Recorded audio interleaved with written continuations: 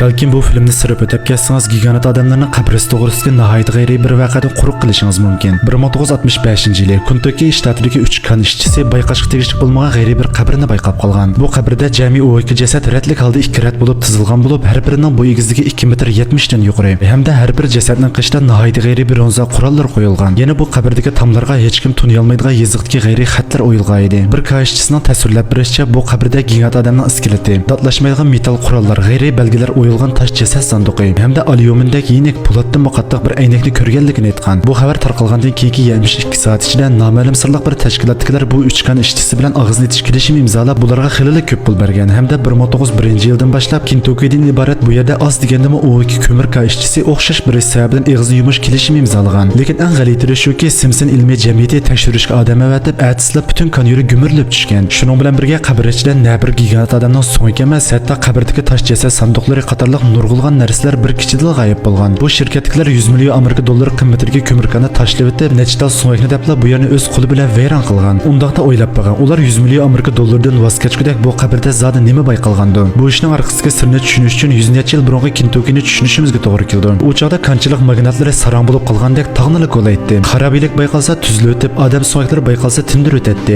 Kanishchilarning ko'pinchisi savodsiz bo'lib, bir kunda 2 soat ishlab faqat hayot qilishini o'ylaydi. Lekin qirishgandek bu kishilar eng avval mavjud bo'lmasga tegishli narsaga yo'liqqan. 1901-yili Hatcher ismli bir kan boshliqining kundalik xotirasiga bu g'ayriy so'nglarning eng egizi 3 metrdan oshadi. Har bir bosh so'ngida 2 rat tish bor. Yo't so'ngki bulg'u tutqichidan mutum. Ayni vaqtda shirkat bir qism arxeologlarni taklif qilib bu so'nglarni tadqiq qildi. Lekin arxeologlar kelib uzoq o'tmayla bu qabra shig'il bilan tindirildi hamda shirkat bizga 2 oylik maosh berdi. Ondan sirtqa gur quruq deyishimizni aytdi. Biz hammamiz saxtalikni bilamiz, lekin biz hammamiz pul oldik. Kan boshqa Hatcher yuqorgi mazmunlarni ayni vaqtga sharoit qatta inni xotirlagan. Aradan vaqt o'tib 1934-yili Louisville'dagi bir gazetning 9-betida mundaq bir kichik xabar e'lon qilingan. 2 o'chi o'nkirdan 2 metr 85 santimetrlik bir so'ngakni bayqagan. Jasad sanduqining eg'iziga hech kim tushuna olmaydigan belgi o'yilgan bo'lib, xabarda Simpson ilmiy jamiyati odam avatibdi deyilgan edi. Undan keyin bu haqda hech qanday ilgirlash bo'lmagan, hatto bu xabar tuyuqsizla jimjit bostirib o'tilgan. Xuddi ba'zi bir kishilar ma'lum bir ishlarni yushirayotgandek hamda bu yerda yushirilgan qabrdagi gigant jasadli bo'lmasligi mumkin. Vaqt 1956-yilga kelganda bir haqiqiy kasbiy xodim o'ttirg'a chiqqan. Uning ismi Cantrell bo'lib, Kentucky shtatining kan tekshiruvchi injener edi.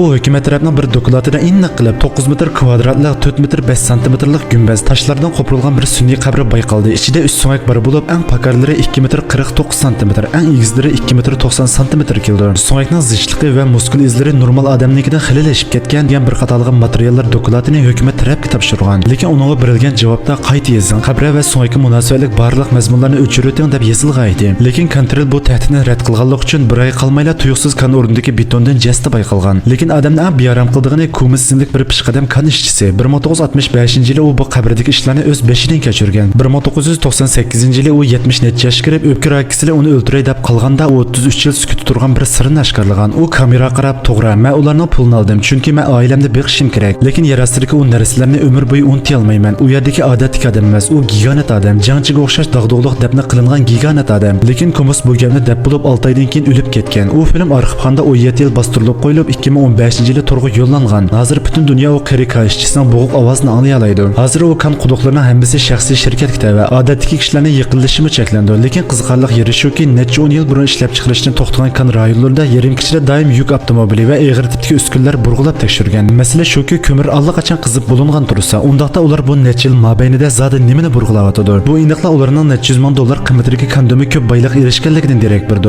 Hamda bu yerdagi sirli ishlar boylik emas, balki gigant odamlarning so'nggi hamda g'ayriy shaklli tash jasad sanduqida. Hamda Kentucky shtatida faqat bu bir kandil emas, nurg'ulg'an joylarda gigant odamga doir sirlar bayqalgan. Hamda 2017-yili bir yosh Kentucky shtatidagi ma'lum bir taq tizmisdan nihoyat g'ayriy cho'ng tillik odamni ko'rgan. Hamda bu yerda noma'lum bir munar bor bo'lib, qarmoqqa alayda qo'dilgan joyga o'xshaydiganligini sing'ilib turg'i yo'llagan. Lekin oqibat shuki, bu odam izdiraksiz olta yo'qolib ketib, bu ishlar to'g'risida ikkinchi eg'iz ochmagan. Agar bu voqeani so'zlab bersangiz deydiganlar, inkos rayoniga bir tal gul yo'llab qo'ysanglar, kelarki sanda Kentucky shtatidagi sirliq gigant odam voqeasini tafsili so'zlab bersam bo'ldi. Undaqda bugungi mazmun ko'rib mushyer kelganda ayolishdi. Filmni o'ziga yurak berib, meni qattiq o'ylashni unutmang.